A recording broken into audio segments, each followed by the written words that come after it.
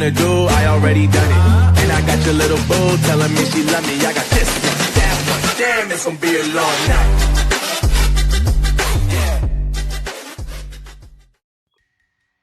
Hello guys, what is up? It is me, Prince of This, and I am back here with What If Deku had Mechamaru's powers all for one, part 5. Alright, before I begin, I just want to say that I did try to record this before, but did not end up going well. In case y'all are wondering why, I had the sniffles, and I still have them real bad.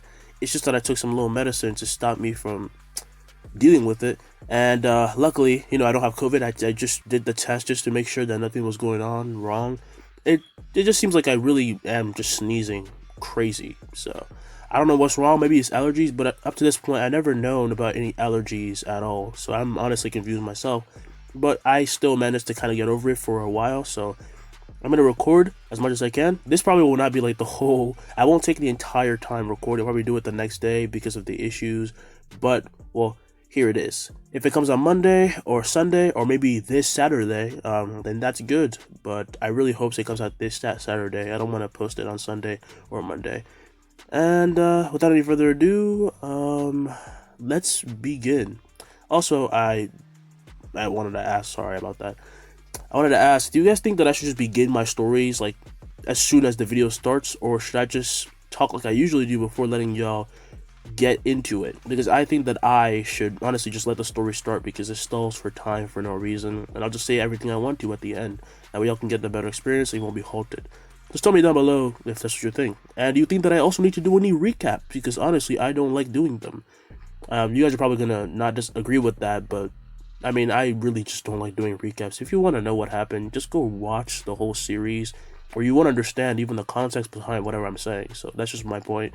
Tell me down below again what you think. Like and subscribe and comment, and let's get right into it. We last started with Deku learning to harness his emotions into strength with Gran Torino's help, and this broadens his horizons and increases his strength by a lot. Soon after his training, he and Gran Torino go to Hosu, where Deku beats Stain, but he gives credit to Endeavor, and Ida gives up on his revenge. Then comes the end of the term test, where Deku has to deal with Bakugo, who wants to fight All Might alone, and this leads to him getting mad and essentially dealing with everything himself, while forcibly making Bakugo get to the finish line, while his new puppet fought All Might. After this, everyone is then told to go to the Force Lodge. Everyone is told they're going to go to the Force Lodge, even though some of them lost and did not pass the test, and they go to the mall to get some clothes. As everyone spreads out to get their stuff like clothes, shoes, anything they might need, Deku and Uraraka are left alone, and Uraraka is acting bizarre. "Are you okay?" Deku would ask. Uraraka nervously says she's fine, but Deku then saying, "Alright then, well, you want to go get some bug repellent? We're gonna need lots of it." Uraraka, as Deku then says this, remembers something that Aoyama said and runs away, confusing Deku, but somehow he can sense her anxiousness, which felt bizarre. He does not know how this is possible and wonders if this is a side effect of his energy manipulation he has recently gotten, but he guesses that she must just be dealing with stuff and just lets her deal with it. He then starts looking around when he hears someone calling for him specifically among the crowd of people, and the person would say, "Hey, you're that kid from UA, right?" Deku then turns to see a hooded man walking up to him. Is he seriously trying to fool me with that half-baked disguise? Shigaraki then gets closer, saying he wanted a signature before then going to put his arm around Deku's neck, but as it does, it is caught by Deku, who then squeezes it. "If you so much as move a muscle, I'll break this toy you call an arm." Shigaraki winces in pain before then saying, "You're more of a villain than a hero, aren't you, kid?" Deku then shoves him off and lets Shigaraki go, but he tells him to chill out because he just came here to talk and he can at least kill 20 people before being captured. "You want to cause any trouble now, would you?" "Before you do that, I'll paralyze you," Deku would say. He then lifts his hand as it is covered by this eerie energy that frightens Shigaraki. "But feel free to try if you don't believe me." "Freaking prude," Shigaraki would say. Deku then deactivates his energy and asks, "What the hell do you want?" "I was right. You're nothing like All Might. You're like an ugly duckling. I don't know why someone like you wants to be a hero. I don't know why anyone accepts you. Maybe you're just faking it?" "I don't have to tell you anything," Deku would say. Shigaraki then laughs as he starts walking away before then saying, "From now on, I'm gonna do everything to destroy you. Just want to let you know, Izuku Midoriya." "Hey, stop," Deku would say. Shigaraki would say, "Careful. You're standing in the splash zone." A huge grin then grows on his face, pissing off Deku because he can't do anything to stop it, and Shigaraki then slowly disappears into the crowd in the mall. And quickly, Deku calls the police. Later on, the police comes and everyone is evacuated as they are going to try and find Shigaraki, and they don't, so this leads to Deku being questioned since they couldn't. He finds himself in a white room, and Deku sat across from a table and hears the door open, and in walks Naomasa, who sits down with a smile. "Nice to see you again." "Again?" Deku would ask. Naomasa simply then smiles, saying, "Never mind, can we begin?" "Yeah, sure." What did he mean by again? Deku thought. He then proceeds to ask Deku about the incident, what Shigaraki was there for, and etc. When he's done with the questions, Deku then stands and is about to leave when Naomasa then says to wait. "Before you leave, take this." He hands Deku a piece of paper saying this leads to a certain cemetery. "It's your mother's."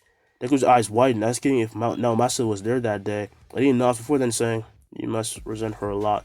But please, pay her a visit, and when you're ready, well, just go, because I don't know why she left you, but clearly no one cared to tell you. I just wanted to let you know."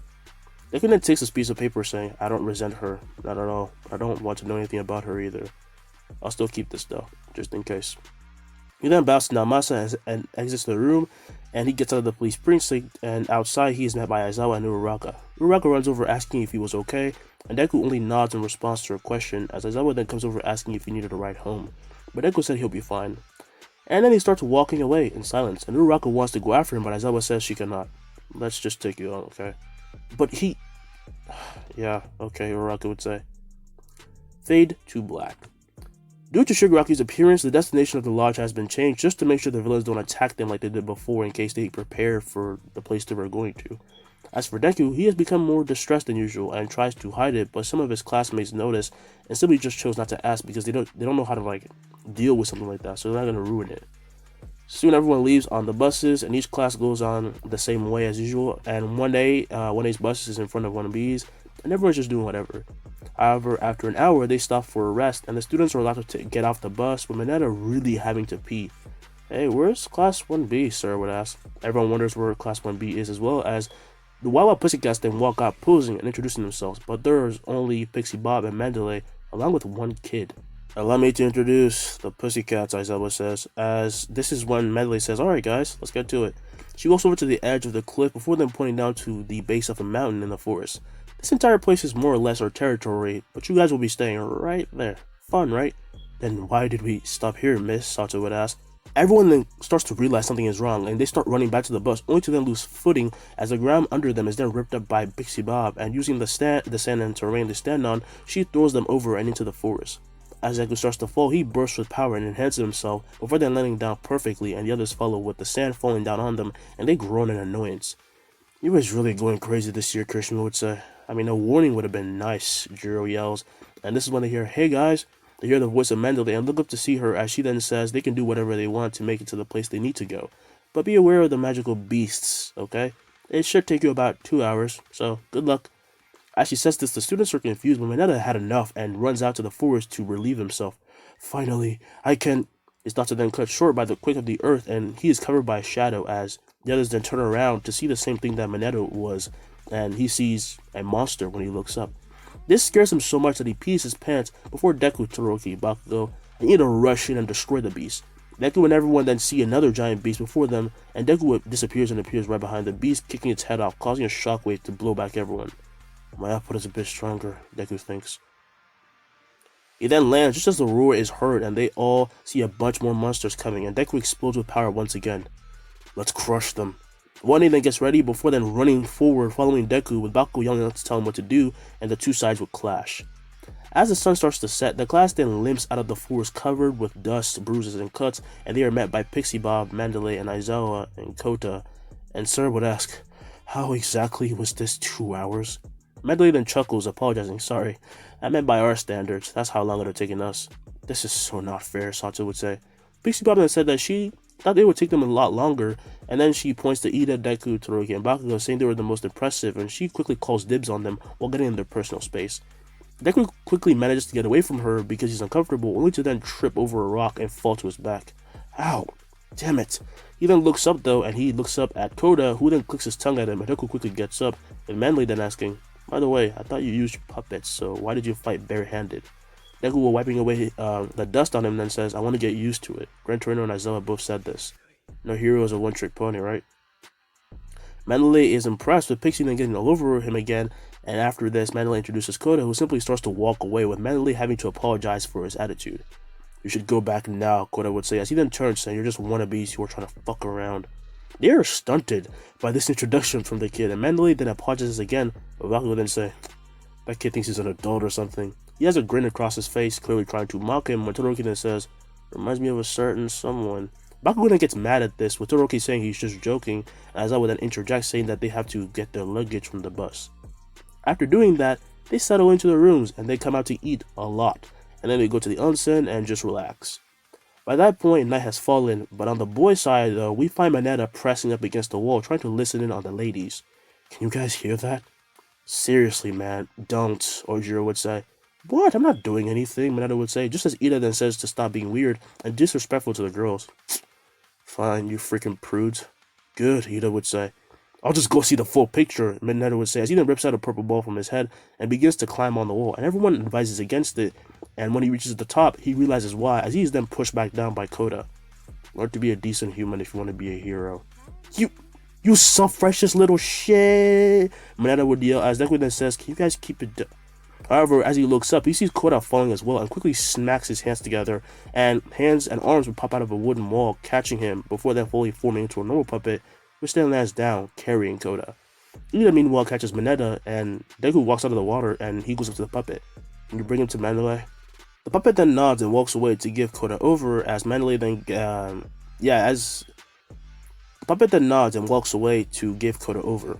As Mandalay gets Koda and lays him down, she then tells the puppet to relay this message to Deku. Thank you for saving him. I know he can be a bit of a pain. The puppet, however, then talks, saying, no problem. I was just like that once. It's no big deal. As it says this and then disappears, Mandalay saying, oh, I forgot that they can speak too. We fade to black once again. The next day, every student is woken up at 5 a.m. and are obviously annoyed by it, but Deku has been looking for a distraction from what he's feeling, and so he steps up to Aizawa instead of being passive. So, what are we gonna do? Aizawa looks at Deku and hands him a softball, asking him to throw it without Mechamaru. How are you still this fine when it's so early, Midoriya? Kirishima would say, and Deku then grabs the ball, saying he's not. I do want to get stronger though.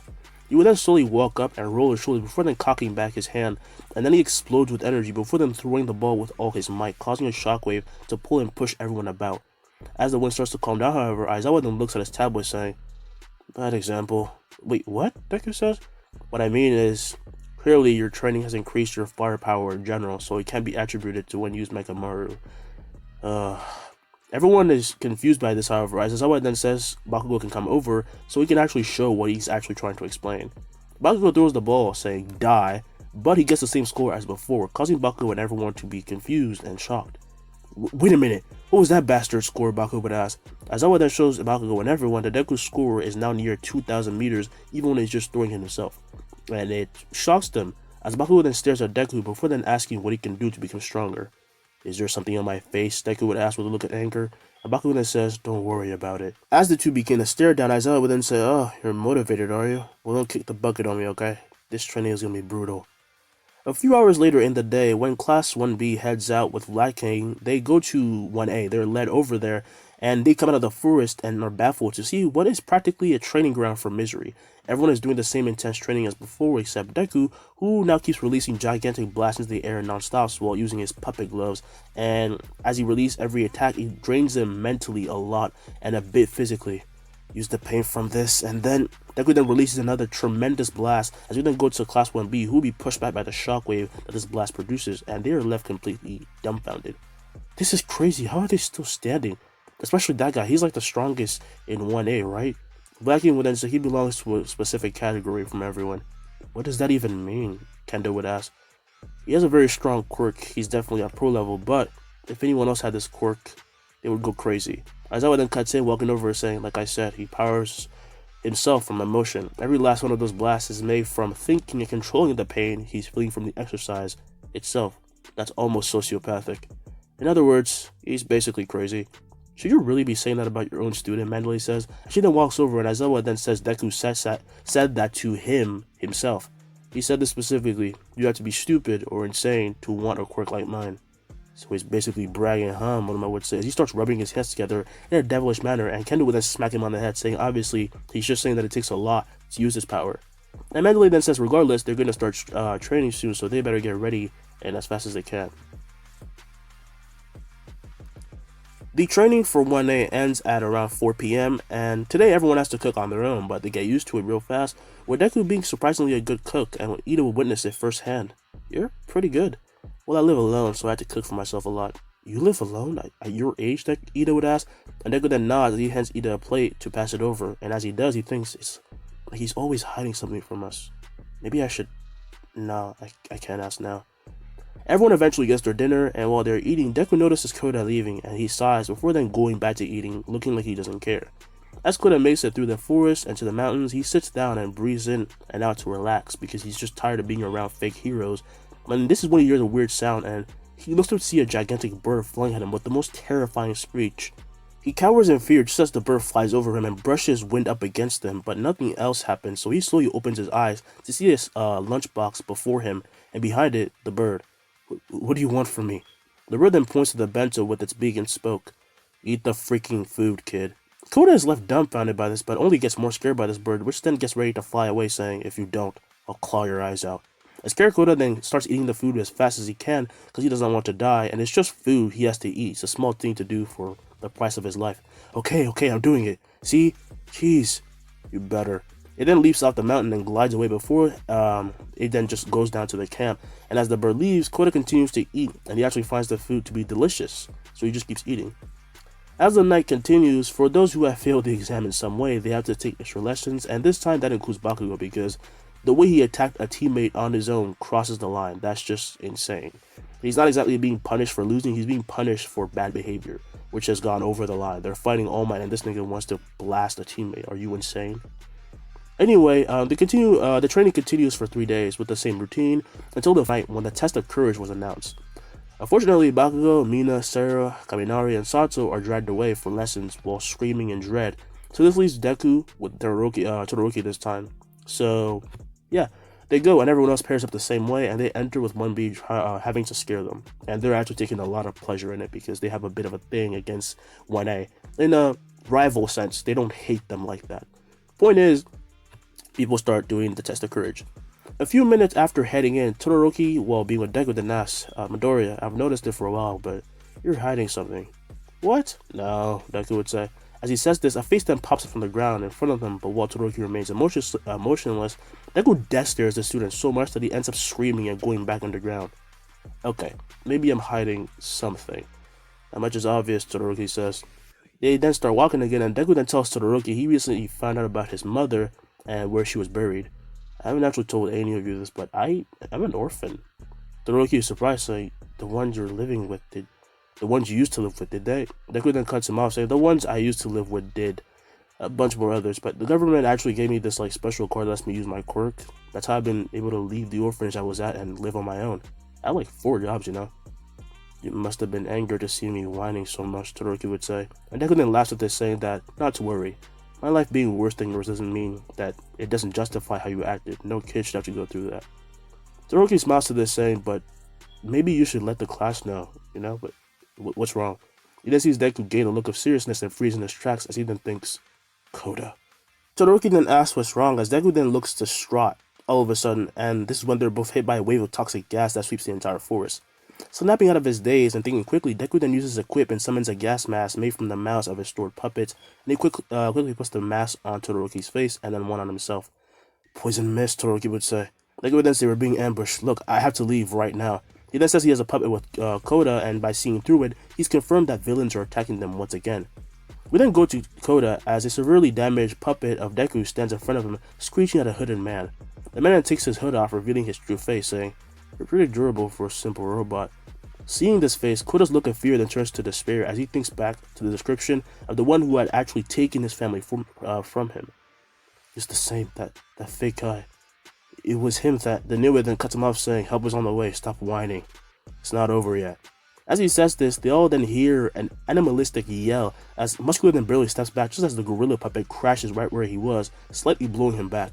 Oh, a new one, Muscular says, as the gorilla then swings at Muscular, grabbing him by the face before he can even react, and then he slams his face into the ground, just as Muscular then bursts with muscle tissue that latches onto the puppet's arm. But it won't budge no matter how much Muscular pulls him down. What is this thing, he thought, just as his head is then slammed back into the ground, even harder, forming a huge crater, and he would spew blood as for a moment his pupils would disappear.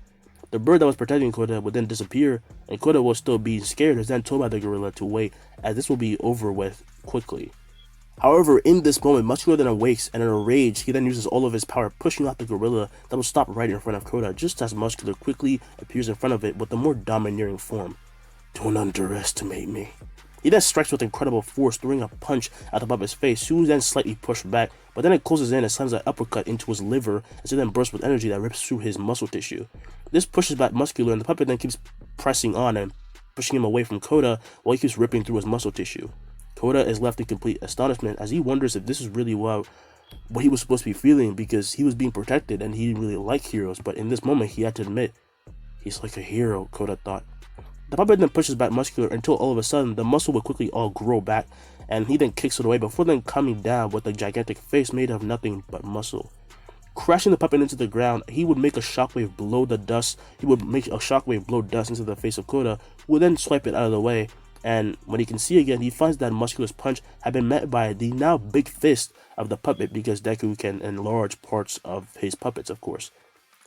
It stopped my momentum from building up, Muscular thinks, as he realizes that this thing can also fight very tactically, and he quickly wraps the muscle fibers around the puppet's arm, stopping it from moving, and then the tissue begins to spread and trap it.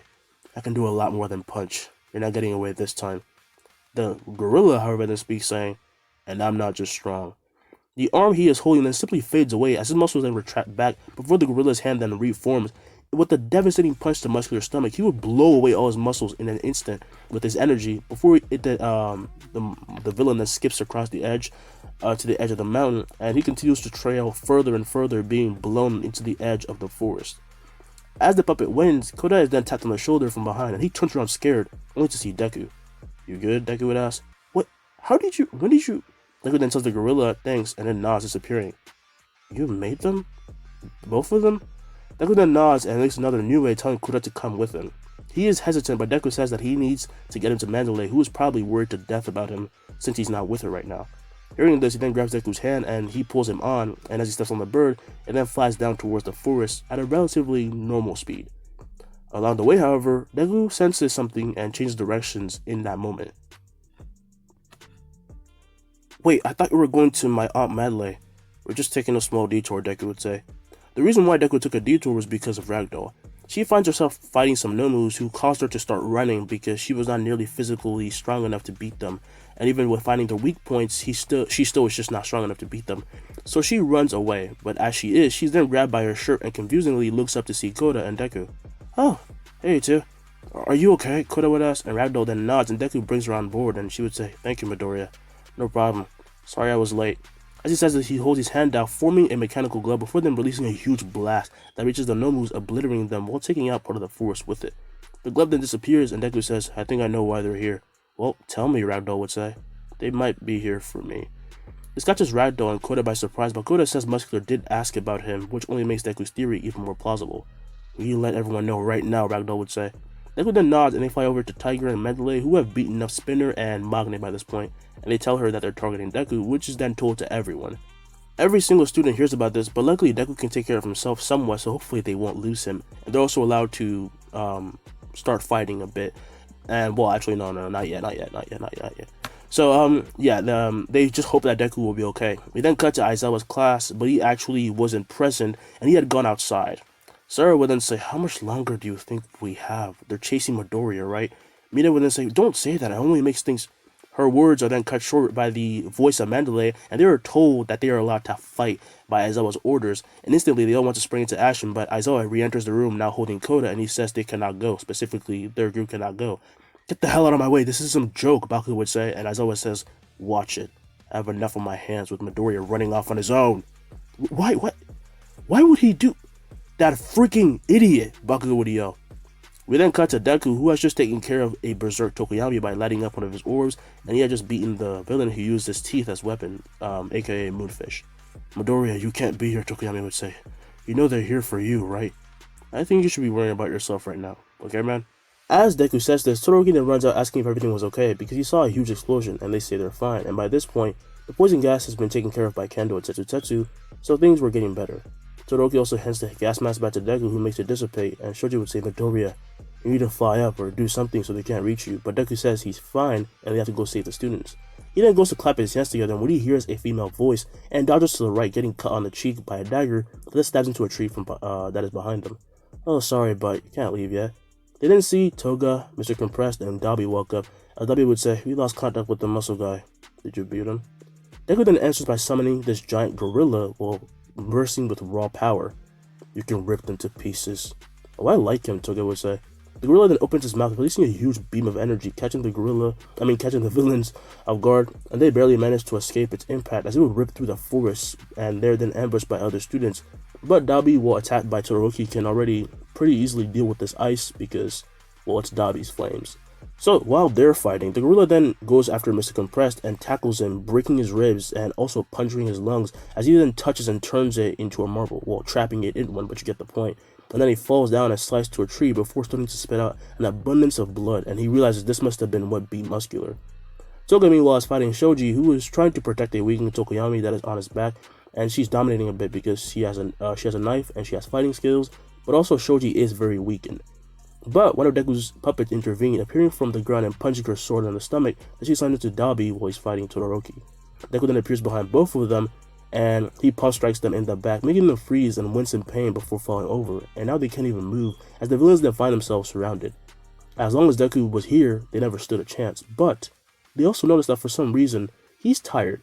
This is because when he summoned the gorilla, he also summoned many more puppets that he is currently controlling to specifically save everyone in the forest, and that requires a lot of delicate control, and manipulating his energy with such accuracy is exhausting him. You really are strong, but you have countermeasures against you, Izuku Midoriya, Mr. Compressed would say. And as he says this, Deku then loses footing and falls down, getting pulled into a dark portal, which then warps away, to everyone's shock. "No! Midoriya!" Todoroki would yell. The villains are then taken away by a portal as well, and the students are completely devastated. It happened in such a swift way, and Tokoyami says, "Shit! They caught us off guard." At this point, Tsuyu and Uraraka then run out from the forest, seeing Todoroki crying as they wonder what's going on, before then slowly starting to understand what actually happened, but they are in disbelief. They really got him? Tsuyu would ask. That silence from the boys is enough to send both of them into a panic, as Uraraka would then fall to her knees in just shock. This was their complete defeat. After this, the ambulance, the police, and other heroes arrive and learn of how bad things are, with the teachers being distraught about Deku's kidnapping.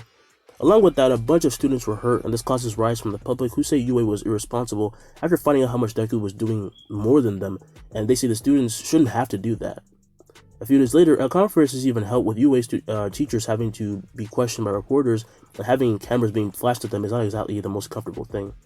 During this, a reporter then asks, "With all of this happening, how will you be able to tell this to the family of the kids, and more importantly, how will you tell this to the parents of Izuku Midoriya, or have you already?"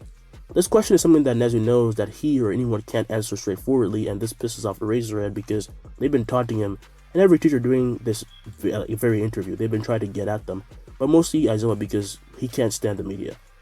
Testimonies from the students also show that Midoriya has been helping you when it should have been the other way around. Can you not protect your own students?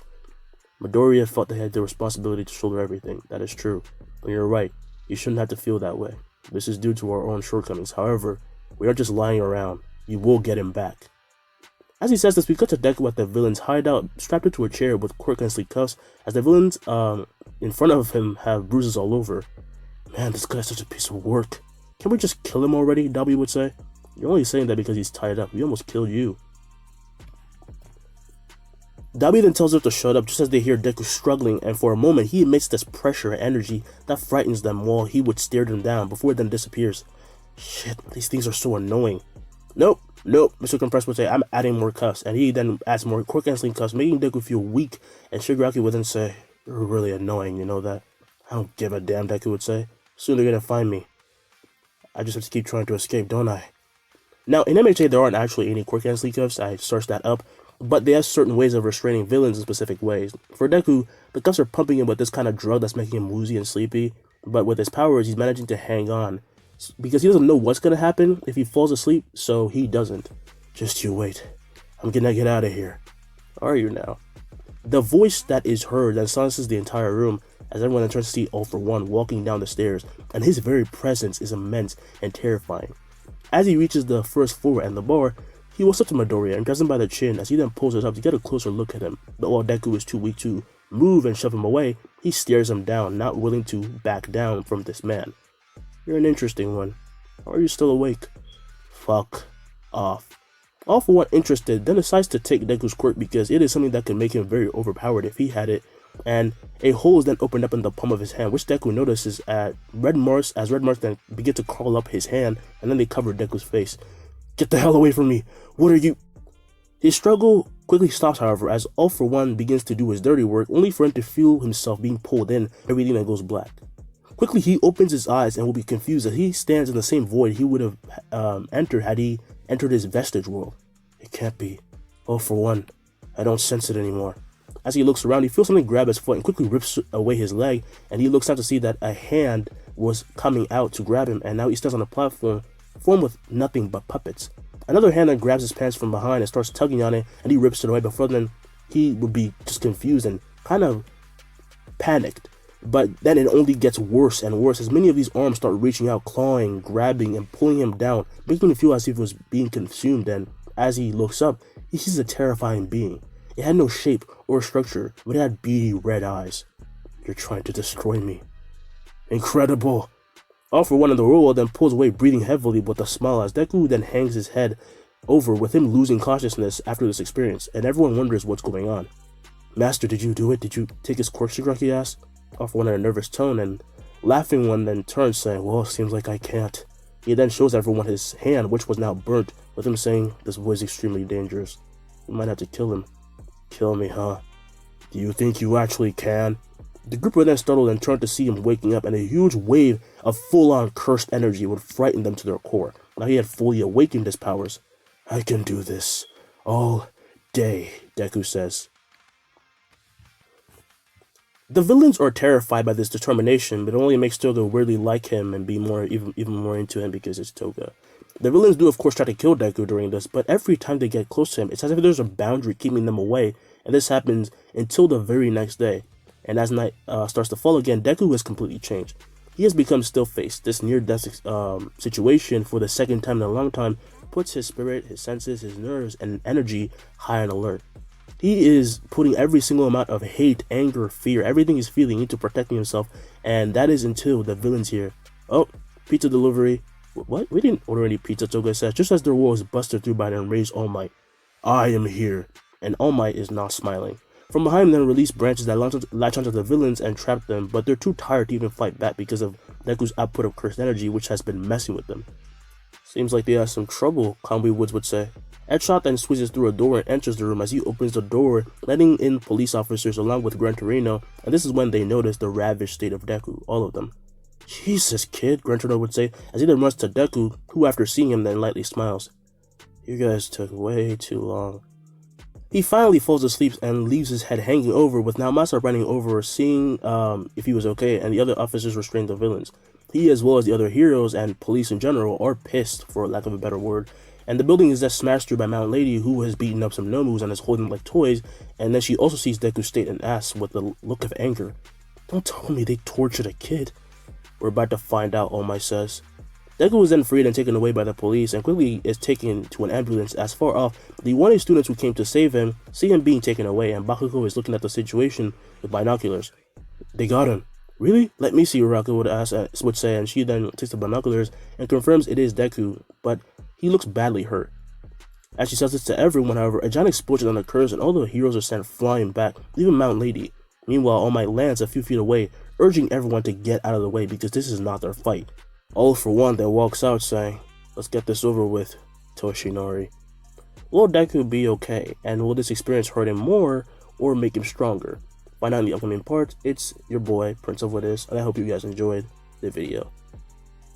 Welcome to the end of the video, guys, but I am sorry to say that it'll probably be a while before I post another because I'm going to take care of my health. Again, not COVID, but I literally was sneezing so much that I'm surprised that I even got like this little period where my body didn't react to the smallest bit of stimulus and I didn't start like just spewing my snot everywhere. I actually was so close to sneezing every time I recorded everything. You know how that feeling comes and then it miraculously leaves? I felt so happy that I forgot to like just keep recording. Point is, before I post anything else, I'm going to make sure that nothing is wrong with me so I don't have to keep interrupting myself and I have to get some medicine probably because I cannot stand the sensation of almost sneezing and then it just goes away and then it comes back and it goes away. It's really annoying. But regardless, I hope you guys really did enjoy this and tell me about the whole thing about, you know, me just starting the story instead of just talking on and on about subscribing and all of that shit, because I know y'all gonna do it anyway. You are, right? Yeah, you are. You'll be fine. Anyway, also hit the notification bell. Hit that notification bell because sometimes YouTube can turn that shit off, as well as unsubscribe you from channels. So that's kind of a dick move, but there's not much I can do about that. But y'all can just keep resubscribing and re-hitting the notification bell. So please do that, and I will leave you all with a goodbye. Peace.